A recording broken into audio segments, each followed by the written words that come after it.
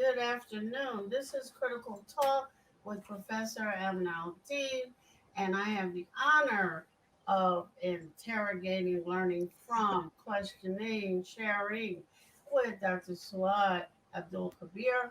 And because the thing that she, in addition to her writings and her talks, is most known for is Apollo Square, the last part of her name is not there, but you can certainly find it on the website. And let me tell you a little bit about her. I am so proud of her. I can't stand myself. So just bear with me while I inform the rest of you. She's a scholar, artist, activist who uses anthropology and performance to explore the intersections of race and popular culture. And believe it or not, this is something many in the audience don't know anything about. So we'll get into an explanation of that. She is currently an associate professor of American culture and Arab and Muslim American studies at the University of Michigan. She received her PhD in cultural anthropology from Princeton University and is a graduate from the School of Foreign Service at Georgetown University. And she completed the Islamic Studies Diploma program of the Institute at Abu Noor University in Damascus. Her book, which we will definitely talk about, called Muslim Cool: Race, Religion, and Hip Hop in the United States, has been an award winning text. I've used it, everybody I know has used it, everybody I could get to use it has used it, and it's delicious.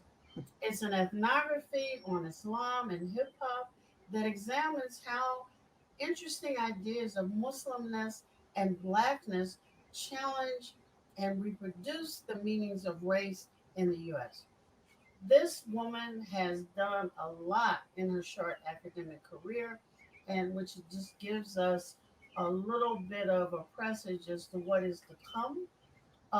She leads Sapelo Square, the first website dedicated to the comprehensive documentation and analysis of the Black U.S. American Muslim experience. She has written for The Root, The Washington Post, The Atlantic, Ebony Magazine. You know, the list is too long. And also for Al Jazeera English. I'm not going to have any time to get to what I want to say if I read your darn bio here. She, and I'll end with the fact that she was profiled by CNN as one of the 25 influential American Muslims. With that, and let me say that there's much more. Let us welcome you. Salam alaikum. Wa alaikum assalam. Thank you for having me. It's my pleasure, my honor. What I want to do first, and I want to ask some questions before I go into the book and Sepulveda Square, hmm is how is it going at University of Michigan?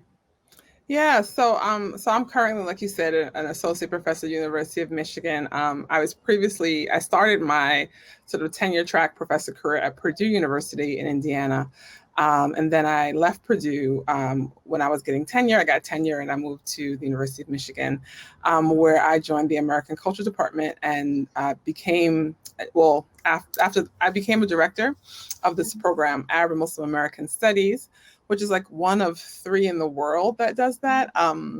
It's an ethnic studies program, which means it's not like a Near Eastern studies or Middle Eastern studies program, but it really focuses on sort of Arab Americans and US American Muslims and their relationship to questions of race, religion, gender, sexuality, transnationalism. And I'm actually outgoing director because I'm going on leave to pursue my own research this summer.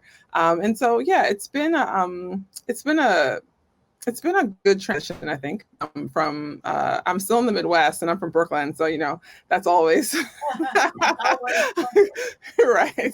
But I think it's been nice to see how different universities work. This is also a big school, a Big Ten school. But also here, which is different than Purdue, and even where I studied undergrad and grad school, there's a huge Muslim population.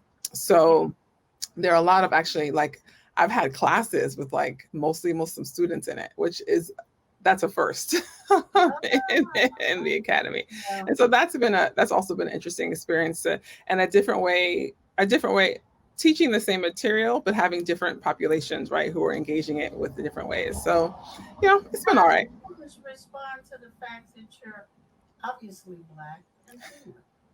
So it's interesting. I think so. The Muslim students, I'll start with them. I had this experience. The first class I taught, and there were these maybe 3 or 4 Arab American Muslim young women students, and I was and they were looking at me kind of giddy, and and I was, Albino.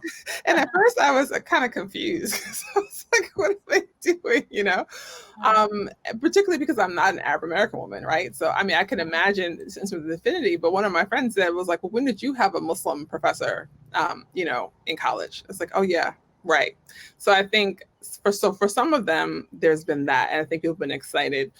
I think other people, Muslim students, have not had the same reaction. I think in terms of just the questions of gender and race and the ways which people might question you, which is also true in terms of the broader population, right?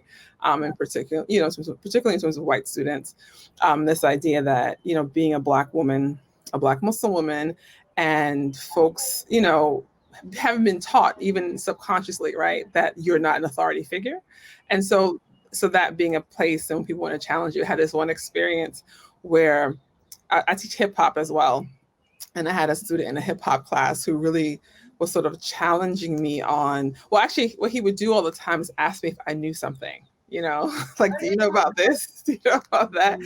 And it's like, hip hop is expansive. And so sometimes I didn't know, and I don't have any shame in that. Like, it's okay. Like, I don't have to know everything, but I could tell sometimes, do you really know what you're talking about? So that's also well, been part of the it's experience. interesting that you say that because recently, and I don't know if I think it was one of the shows we did here, a white Muslim American challenged me about using the term black.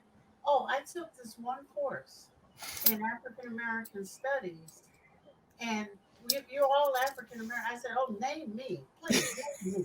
I don't know who I am Right. all these years. Name me. Um, but as an older academic, I wish you well. It's going Thank to you. get more interesting. Yeah, I thank would you. like to ask my producer to cue up the uh, the face of the book because I read this book is so rich that we just got to talk about this book. Yes, yeah. Can you cue it up, please?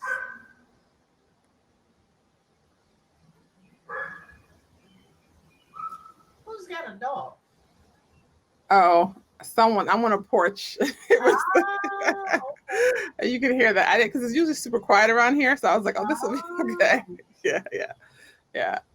But I can start talking about the book if you want while we're please. waiting. Yeah. Yeah. So yeah. So the book is called Muslim Cool: Race, Religion, and Hip Hop in the United States.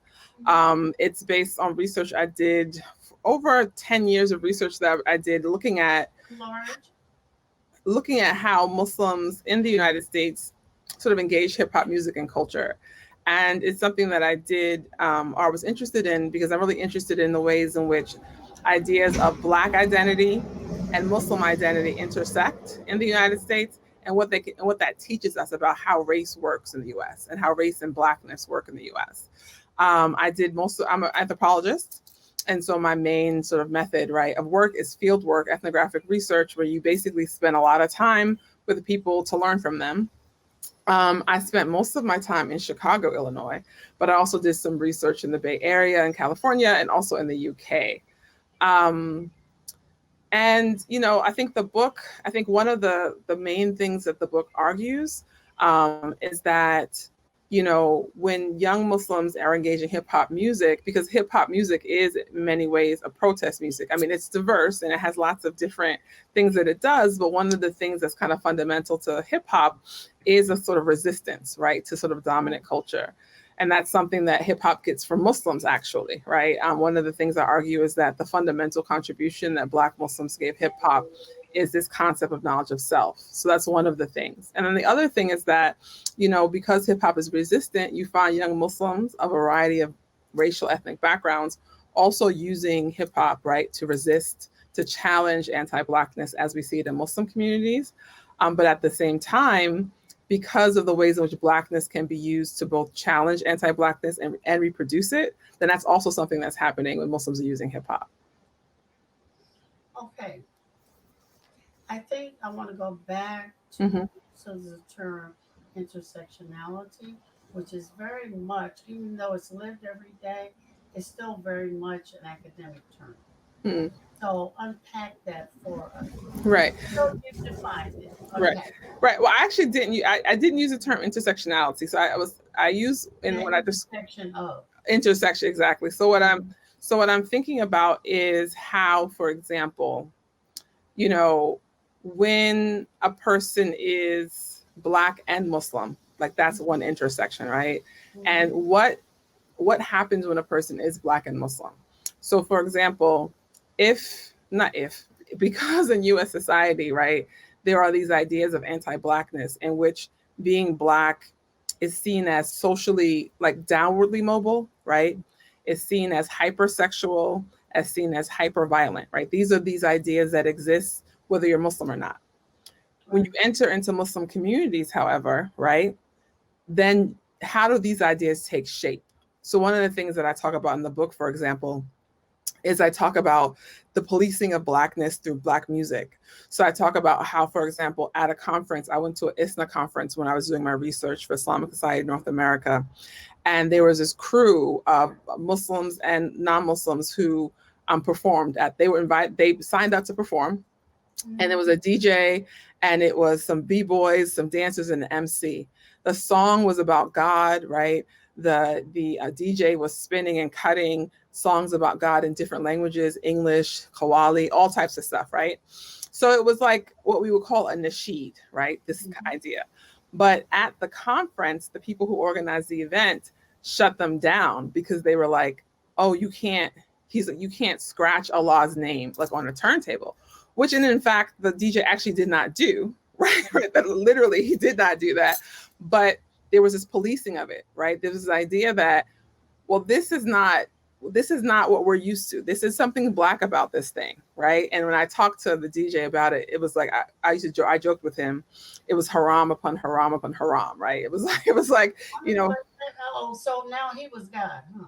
Because only God makes it all wrong. But right, right. he was God. Okay. Right, right. No, no, I would say we were joking in terms of how they responded, right? So this idea that on one hand, music, not all Muslims believe in music, right? Some Muslims believe, you can't listen to music. So there's some, Why? How can there? When you say a belief in something, that's one thing, but there's music all through Islam, from the Quranic recitation to other things. So how could one not? Are you saying that when it comes to music produced by Black folks, something is innately wrong with it? so what I'm saying is that, so the music, right? So there are three levels to it. So one is just the general idea that some Muslims believe the only music that's appropriate might be Quranic recitation, might be a drum, right? Okay. Then there is the idea that people don't recognize that the voice is a technology, right? Like right? So therefore, so is a record, right? It's a Right. technology. It operates in the same kind of way. Right. And so because people are not accustomed to sort of understanding that conceptually, they're like they resist that. Then you add the other layer onto it that it's Black music, and again, because Black people are seen as hypersexual, as Yeah. hyper violent, as downwardly mobile, then that's why we joked it was like haram upon haram upon haram, right? Because in all these ways, the ways in which people, some Muslims, how they're looking at it and they're listening to it and they're like, this is not right, this is not halal, this is wrong, right? And so that's one example of that intersection, right? Because it's not that there is actually nothing, how should I say, it isn't actually haram, like that's not the claim, but But it's the the thing about it perception. is, the Quran names what is haram. Right. Why is that discussion extend to music?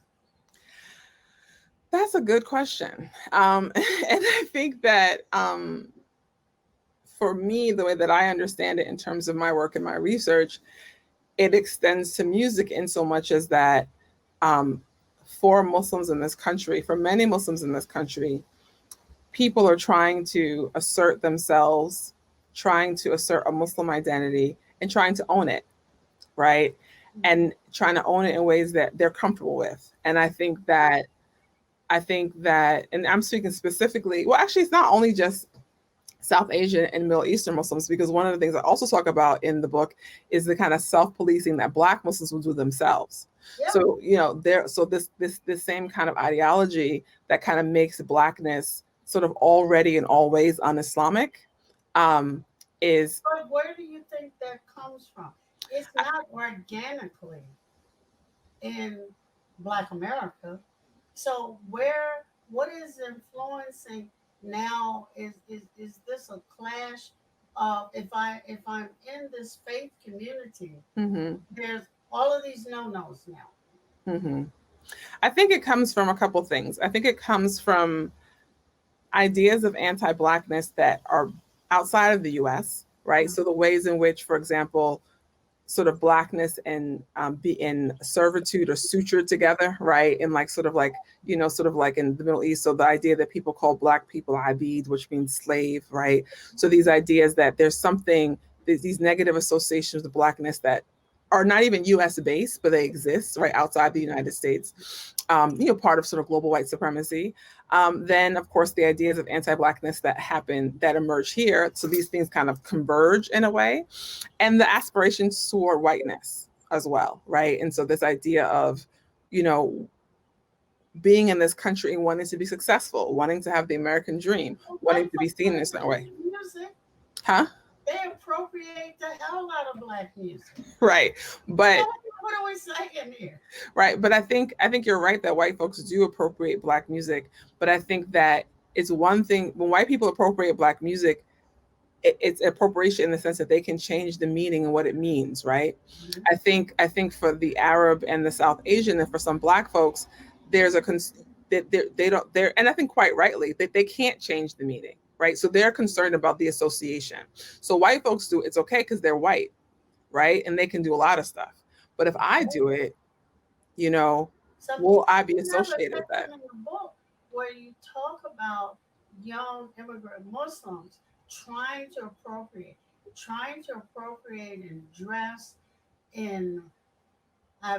There's something else in language. I don't know enough about anthropology to talk about dialects and all this other stuff. But I hear the voices change. I hear the gestures try to change. You know that they're not natural when you're looking at them. But there is another kind of appropriation that goes on that is scaring the hell out of the parents. So yeah. So I think there are two ideas that I use in the book. I want to say three things. So one is that there are these two ideas that I talk about in the book in terms of how Muslim communities, particularly Middle Eastern and South Asian, engage with Black culture. So one is disavowal. So like what happened at that ISNA event, they don't want no parts of it. They're like, this is wrong, this is un-Islamic, that kind of thing.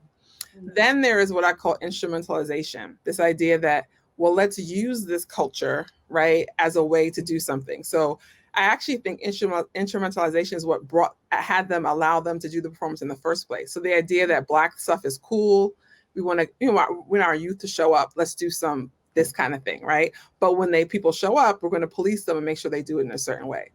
But then there's a third thing that happens, and this is with the non-Black Muslim youth that I work with most closely. I think for them, sort of hip hop culture and the forms of Blackness that go along with hip hop were a conduit or a way in which they were trying to understand who they were in the United States as non-Black people, as South Asian background people, as Middle Eastern people. That doesn't mean, and it never meant, that they completely escape the question of appropriation. But one of the things that they struggled with was to have actual relationships with Black people. So for example, they would be volunteers at the Inner City Muslim Action Network in Chicago that works in the Southwest side of Chicago, works in Black communities, works around issues concerning Black people. So they're engaging this and they're engaging Blackness, but trying to do so in a way that is reflective, is respectful. Like one young woman talked about wanting to wear her scarf in a bun, and she discovered that style. She was a South Asian background. She discovered that style at Eman, and she wanted to do it because she thought it was cool, but she knew that it had a cultural meaning to Black women. And so she sort of was like, she waited until she felt like she had permission to do it. And so that's a different kind of engagement than both either just saying rejecting it outright or just trying to use it for your own purposes. And that's not perfect, but I don't think, because of our history in this country and because of the long, long history of the theft of Black culture, I don't think we ever get out of that. I just think we just try to do better at engaging with each other's cultures. So tell me before I move along, because Sapello is so rich too. Tell me, is there anything else you think we must know about this book? And for those listening and viewing who haven't read it, as I said at the opening, it is very rich. Um, I think Different sections do different things. Anthropology, I think the one thing you didn't talk about mhm, was how you have brought anthropology, along with some others, but they're very few, to America. Anthropologists always work messing around in somebody else's backyard. yes. So, bringing it here to issues whatsoever here is awesome. Yeah, yeah, no, that's true. I was actually just having a conversation last night with another Black Muslim woman, PhD anthropologist, Donna Austin, and we were talking about that. And she also does work in the US and the ways in which anthropology as a discipline is sort of known for like studying the quote unquote other, Yeah. and what it means to choose to sort of bring ethnographic methods to a local, to your own, and in a way it's your own and not, because I'm from Brooklyn, I'm not from Chicago, so there are all these ways in which you're both apart but also separate, right? Right, right. I think the only other thing I would say that I want to talk about in terms of the book is probably the last chapter, that's called The Limits of Muslim Cool. And so throughout most of the book, I'm talking about sort of that last thing I just mentioned, the ways in which Muslims are struggling with identity, and not struggling with identity, but sort of shaping their own senses of identity through hip hop, through engagements with hip hop, through Blackness, both Black Muslims and non-Black young Muslims. But again, I think there's a way in which hip hop itself, which initially, again, like I said, started as this kind of resistance to the status quo music, has also become, in many ways, the face of empire, right? Mhm. So it's the ways in which sort of, you'll have, whether it's both corporate empire, so you'll have, like sort of corporations using hip hop to sort of like spread, to make money, right? And make money off of people and impoverish people, and the same way the US government does that. And so I think that creates a particular kind of um, just a particular kind of challenge for Muslims in this country, right? In terms of how to, like, there's a let me backtrack. One of the things that I argue in the book is that since the civil rights era, pre-civil rights era, the idea of America as a white country was sort of like the party line. Post the civil rights era, America is supposed to be a multicultural country. Like that's the party line, right? And so all the ways in which people resist racism and inequality, you resist it, but the state kind of says, okay, well, we'll give you like a little, here's your corner to resist, right? So you get your corner to resist, right, exactly. Here's your corner. You can resist in this corner till the cows come home, but nothing is really going to change. So I think and I think we see that now what's happening, right? In the uprisings, people are like, we don't want to be in this corner. Like we need fundamental change, right? And we also don't want to repeat what you've done to us and let it slide. Exactly, right. I want to go to Sapello. Mm-hmm. Can you cue that up for me, please?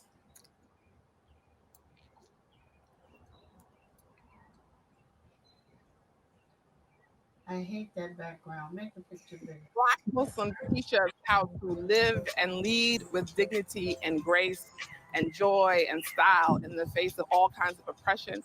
Black Muslims embody intersections which teach us that the more we intersect, the better we see and the more we can do to change the world. Okay, I'm going to apologize. We don't seem to cue up anything without that horrible background there. It brings some levity. It's cool. Oh my God, it's disconcerting for me. But talk to us about Sapelo. Yeah, so Sapelo Square I'm is sorry, Sapelo. yeah, And it's I know Sapelo Island, so right, sorry. right. Um, It's like I said, it's a kind of an online platform. You know, we started in May 19th of 2015, was when we launched. It was an idea that actually kind of came to me probably like 4 years earlier. I just was actually starting to teach at in Indiana, and I'm a Black Muslim woman from Brooklyn in Indiana, and I'm just looking around and I'm like, cornfields, windmills. right. I And remember talking to you during those right. days.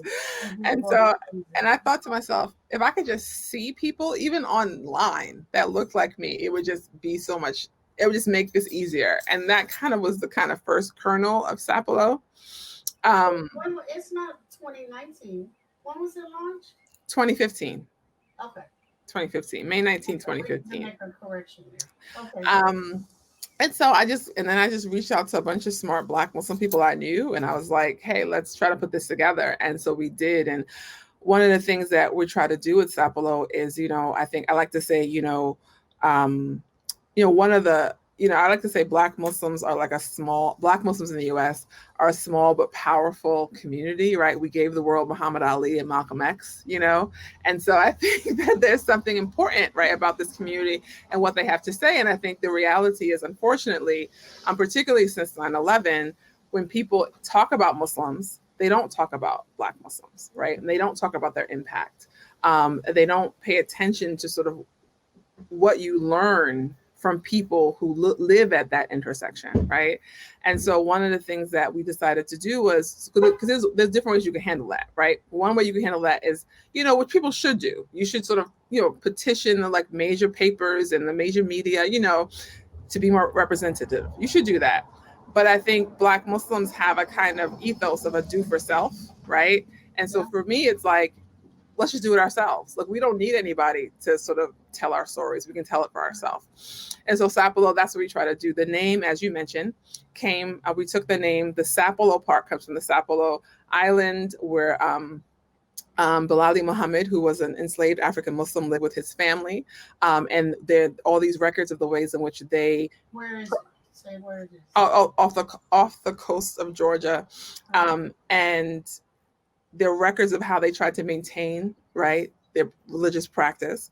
So we're inspired by that history. And then Square, we took from sort of Congo Square, the idea of a town square. And we want to be a place where people can come and meet and discuss and analyze and celebrate. And so we have sections. So we have arts and culture, we have religion, politics, history, and then we do these kind of special features. So one of them just passed was Ramadan. And so this is our fourth time doing it. We sort of solicit reflections. And so for people who don't know, in the month of Ramadan, Muslims typically read, the Quran has 30 parts. You read a part a day for the month. So what we do in Ramadan is we solicit reflections from Black Muslim creatives, authors, scholars, to sort of do a reflection. This year, we had some really great reflections too. Yes. Professor Aldine gave us a reflection. Well, but I heard some smokers. Yeah, we had this one, and we're trying to be more diverse with the medium. So we had a sister Malika Ayubi had a painting. There's a beautiful painting that was a reflection on the verse in the Quran. This other sister, Karanaka Ware, did a short story. It was really, I think, fantastic. And it's one of the things that folks really enjoy that we do. Like, it's one of the things that people enjoy the most that we do. But you did that wonderful thing on Malcolm X's birthday. Yeah. So this year was our 5th year anniversary. And so we chose to launch Sapelo on Malcolm's birthday because of what he represents. And so for us, he represents sort of what it like sort of this the high the for us he represents, you know, being Black and Muslim, and that and what that means in terms of this unwavering commitment to Black liberation, this unwavering commitment to truth and to justice, and to advancement. And so we launched on his birthday on purpose in 2015, and then when we turned 5 we said we have to do something to commemorate. So we had this program, you know, and we had performances by Maimouna Youssef, Tammy McCann's, and Tammy McCann and Tariq Touré. And then we also had 3 short discussions. So we had a discussion on Malcolm as a Muslim with Zahir Ali. We had a discussion on Malcolm in the prison industrial complex with Jihad Abdul Mamit from the Jericho movement. And then we had a discussion on Malcolm X and the COVID-19 crisis, like his legacy, with Marguerite Hill from the Black Muslim COVID Coalition. And, you know, it really was just like a time to commemorate, to celebrate. And it really, I have to say, like, you know, you never know how these things are going to turn out. But I think, you know, there were some real powerful sort of conversations, gems, performances that came out of that, you know, that I think really, like, for example, Maimouna Youssef did her own rendition of Tala al Badru Alayna, like this sort of historic song from Muslim tradition. And she also did this hymn because she is Afro-Native, like Afro-Indigenous. So she also did this indigenous hymn, right? A battle hymn, you know? So, I mean, there were all these really, and I think that for me was great because I think when people think about Black folks, you know, there's a way that people imagine us as really small and really right, homogenous and small and parochial, right? And like, you know, and I think one of the things that we try to demonstrate with everything we do with Sapelo and also on that May 19th is just how vast, you know, how expansive, you know, Black folks are, their experiences and what they offer. So yeah, so we are, you know, we've been doing that, and you know, we're all volunteer team, so that's been a struggle. And so it always is, but right. successful. Right. And so we continue to try to grow sort of support for the work that we're doing. We invite folks to write. We invite folks to sort of join the squad if they're interested in being a part of this. You know, we're in 5 years. We're in 5 years, and we're looking to sustain for many more. Tell us how our audience can donate, how they can become a part of the square, how they can keep it going. Yeah. So in terms of donations, you know, you can go to our website, sapelosquare.com/donate.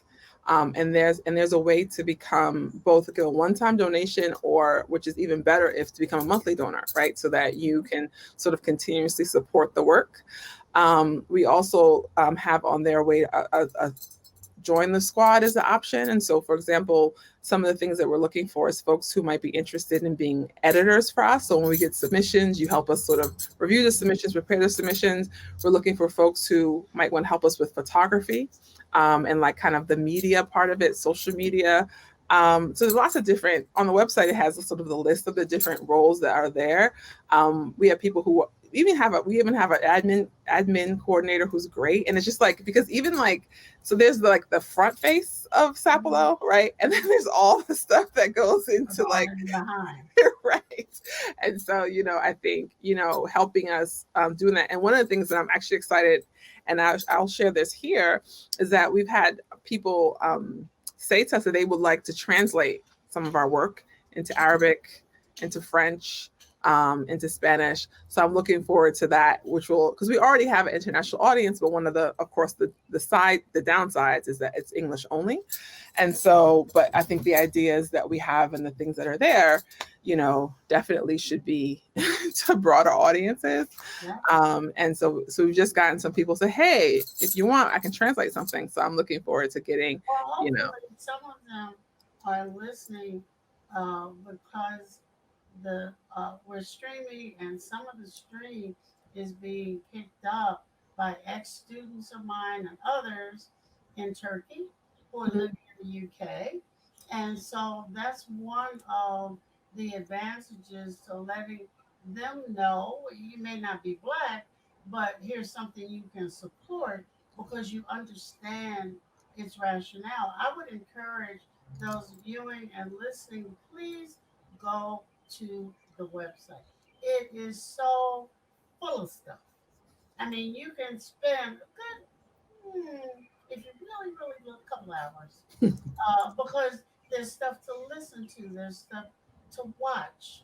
Yeah. Uh, Yeah, we there, just well, Yeah, I was gonna say some of the recent things we published. We just want to publish. We actually just published a piece that I wrote, called "Prayers of the Oppressed," and it's about. I wrote a du'a for our enslaved ancestors, and I talked about sort of that process, but also the importance of us writing our own prayers, right, and the languages of our needs, and remembering our ancestors. We also had a poem. A brother wrote a poem in a West African classical qasida style for George Floyd, love, and there's both the I saw audio. that.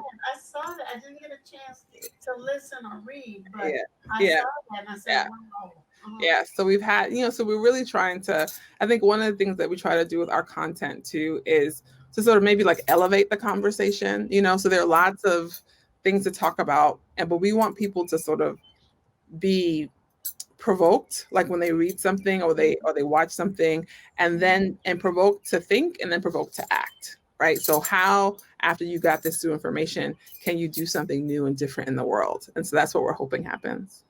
Well, I hope it happens too. And in my musings, I looked up on this program. We had Marguerite. Now we have you. When I tracked down the woman from Black Lives Matter, we'll have that. And I said, oh my goodness, maybe this is what's causing the resistance, the hesitation. All of these major spaces are being occupied by women of color. Mm. Because I've heard some very interesting things. Well, I don't know what they're doing. I don't know. One woman wrote on one program I did, Mm-hmm. oh, Muslims don't demonstrate in the streets. And I don't know what bubble she lives in or what. Right. Right. And I hope she's listening tonight and heard me say that. Um, then last week, there was uh, a webinar Mm. where South Asian Muslim woman gets a bunch of people, Keith Ellison and some other leaders in the community, and says, okay, tell me about your first experience being called the N word. And so she didn't say N word, she actually said the word. Oh, wow. They should have done was left. And I said, it's good. You had the right people because if you had some black women, you probably would never have another webinar as long as you live. But I kept my commitment. He said, every program I do this week, I'm going to bring it up. um, I think that the cultural disconnects, but also the lack of cultural competence Mm. is amazing. Mm. You use black people to Muslims to demonstrate, you're on your phone, demonstrate when it's for Palestine, when it's for Syria, when it's for Libya, when it's none of those large overseas campaigns have been about Senegal, Mali, Mm. so even the Muslims in South Africa had to get these South Asians there off their backs and form a new organization. Yeah. I Yeah. said, what is going on here?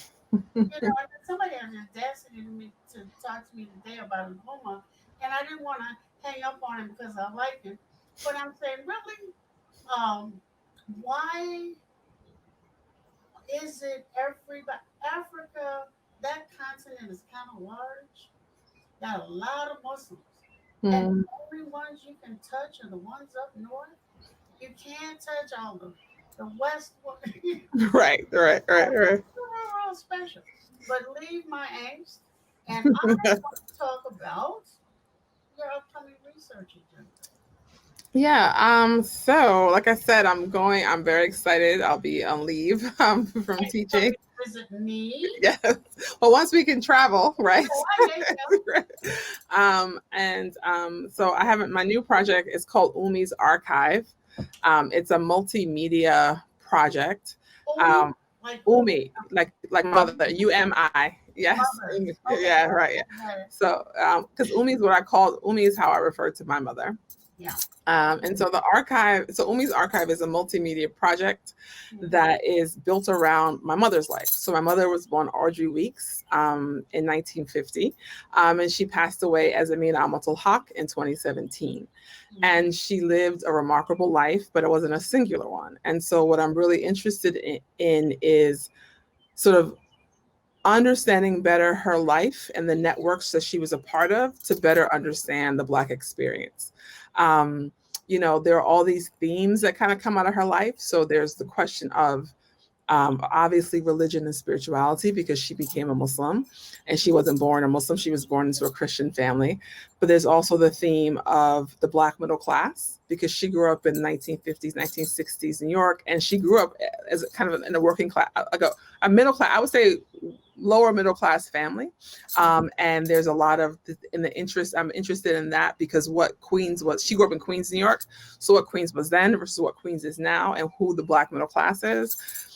There's questions of diaspora and migration because her grandparents immigrated to the United States from the Caribbean. And there's also these questions of internationalism in terms of activism, in terms of her work. She was a student activist when she was in college at Ohio State. She joined the Black Panther Party when she was there. Then she became Muslim and was an activist in New York. And she helped a lot. Her and a group of sisters in New York City were really involved with a lot of like building of institutions, right, in the Black community, in the Muslim community. And so I'm just really, I think her generation, I think sometimes it feels like we know a lot, but often I actually feel like we don't know a lot about sort of that generation and what they offered. And I'm particularly interested in learning about it because I think that there's stuff that we need from that we can apply now, right? Because in some ways, as much things change, they stay the same, right? And I'll just share one quick story.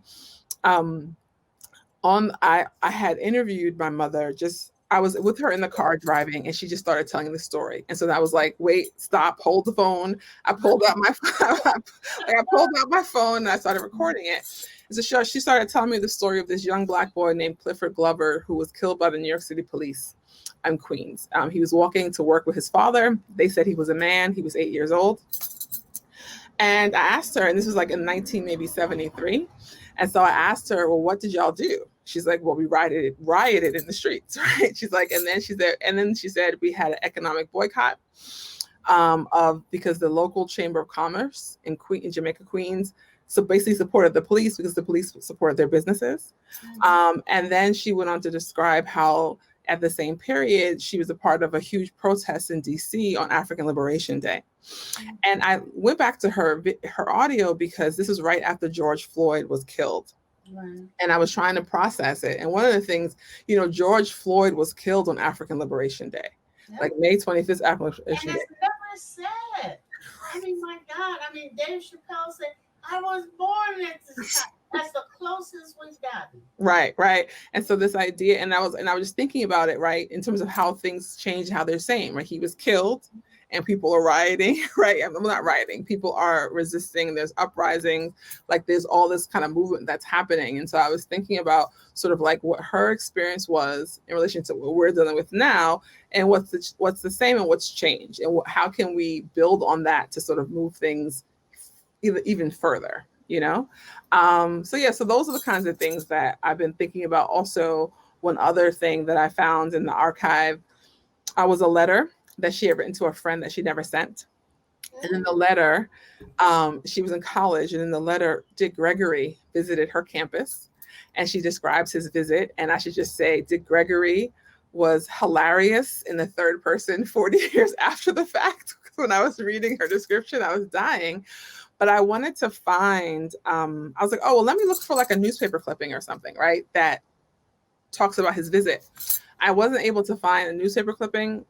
Oh, I did eventually, but the first thing I found actually was Dick Gregory's FBI file. And Dick Gregory's FBI file also has a record of his visit. And so juxtaposed. So now teach us about how one does this wonderful research. So it's like, we'll just like, you just get in the archive. And I should say, I'm an anthropologist by training. My work was in the 21st century. So a lot of this is new for me in terms of how to sort of do this. But, basically it's about, I think, sort of following and it's always a similar following where the stories lead you. So it was like when I found his so like for example, just in this part with Dick Gregory, so I saw the FBI file. I saw what the FBI said about the visit. I saw what my mother said about the visit. I saw the differences, right, in that. And then I looked and I was like, well, what did other people say about the visit, right? And so, and, I'm looking what the student newspapers, and so just trying to sort of find connections. And for me, one of the reasons why I even think about the difference between my mother's account and the FBI's account is because I'm also interested in who has authority, like whose voices are, whose story, whose history is the right history, right? And I'm listening to you, having met your mom, and I didn't know that we had these points of connection. I went to Dick Gregory High School in St. Louis. oh wow, We were both Panthers. We didn't see a disconnect between being Panthers and Muslims at all right. until some other things landed.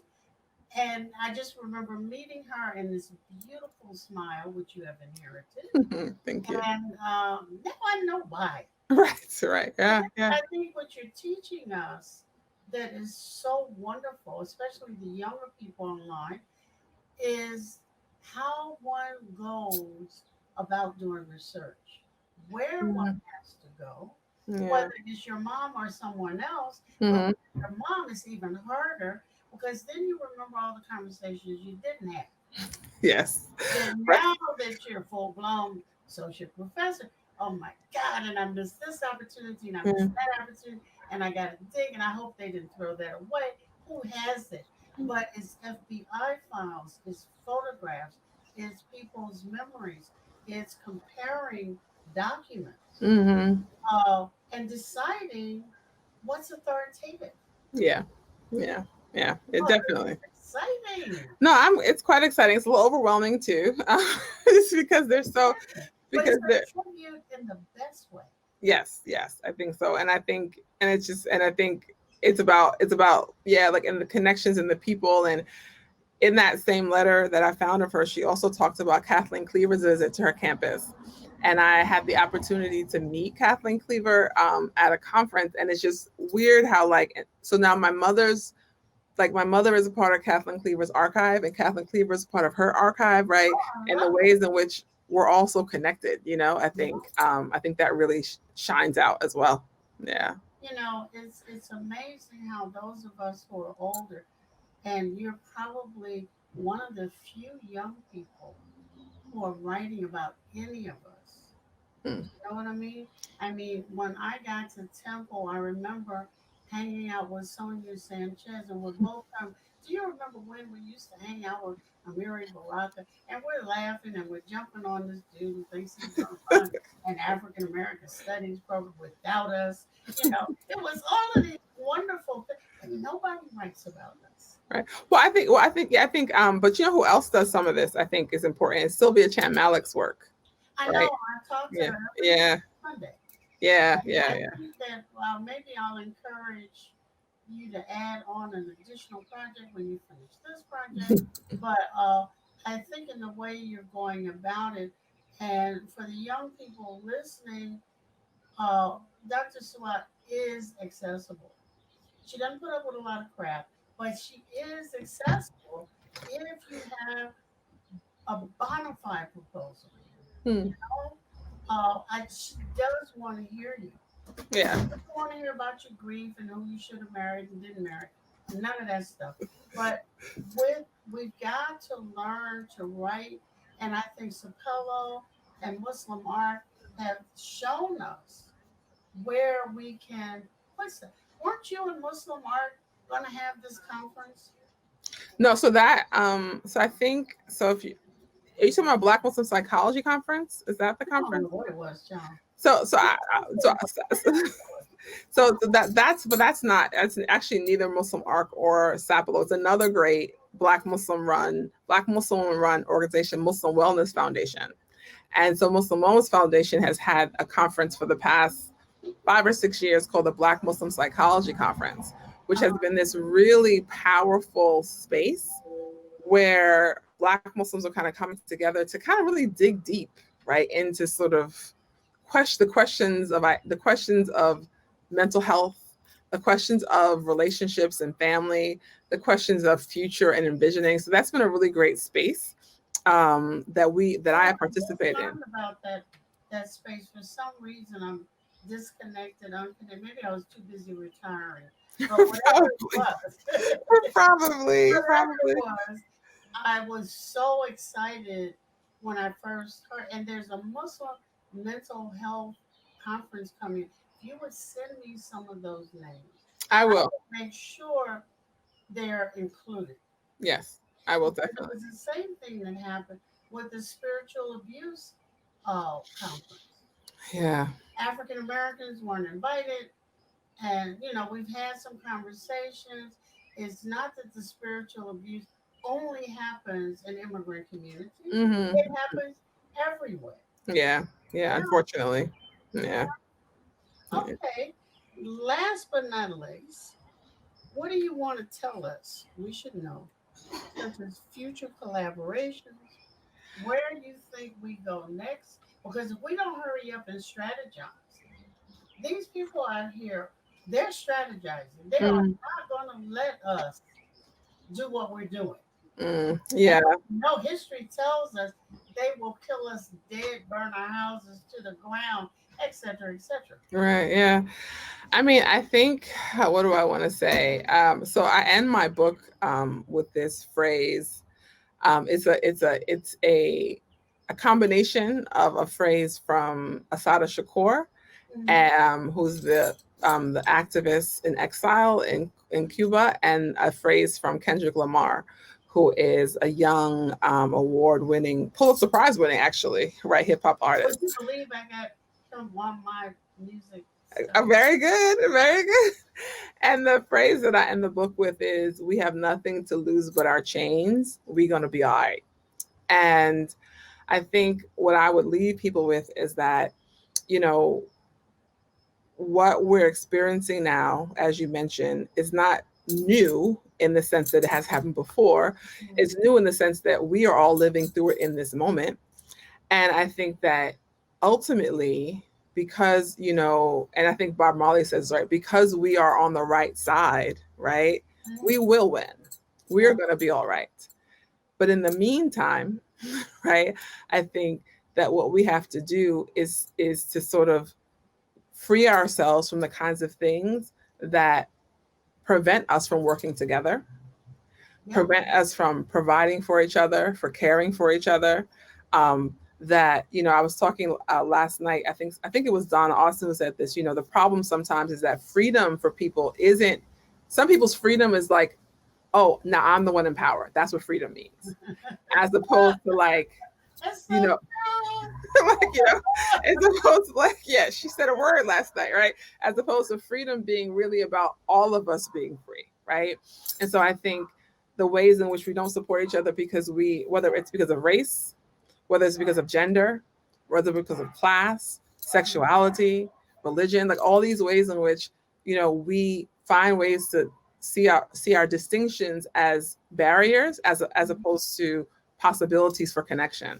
So I think we just so as long as I think so I guess all I say to say is that the way that we win, and I often say this too, I think liberation is a journey, not a destination. Right. And so and how we try to live out what we want that freedom to look like now, right? We're not waiting for it to come. I swear, I hate that. But it's like I gotta drop dead and get covered up, and then you're gonna tell me something. Right. Um, So I think we have to do it now, and so we have to just again support each other. We're all we need, really, and we'll win, and we're gonna be ourselves. So we're nothing to lose but our chains. We're gonna be all right. well, you know that over the years, I inject myself into your life. You inject yourself into my life, and you may be on sabbatical, but I know where you live and I got your phone number. So therefore, I'm thinking of some projects with some women about this. Can we figure out how to be together? One Hmm. of them is another host on this Muslim Network TV, and Mm. she's a doll. You Mm. know, she wants to know. This is Mhm. not superficial. Her name is Hina Mm. Jabir, and Okay. but to bring her with Sylvia and Donna and some others in webinars where others can hear the talk because many are not clear on um, the terminology. Mm. They're locked up so long that if you challenge anything, God is busy, so let me play God and it's Right. around. Right. Right. I will determine what's normative and what's halal. And I said, Mhm. hey, why do we need God if we got you? Right. That's a different conversation. But I would like to thank you from all of us. Thank I you. know you're a busy lady, and it is such an honor to get to play interrogator. And No. you will definitely get some of those going, figure out a time, Mhm. get back to you. If you don't answer my text, I will be very upset and I will push you off my ass. Yeah, I know And you will. So. even social media, all my kids do. So, Right. Right. and give your husband my salams and thank you again so much from Critical Talk. And we Thank will you. talk again. Thank you. Thank you for having me. Welcome, Assalam.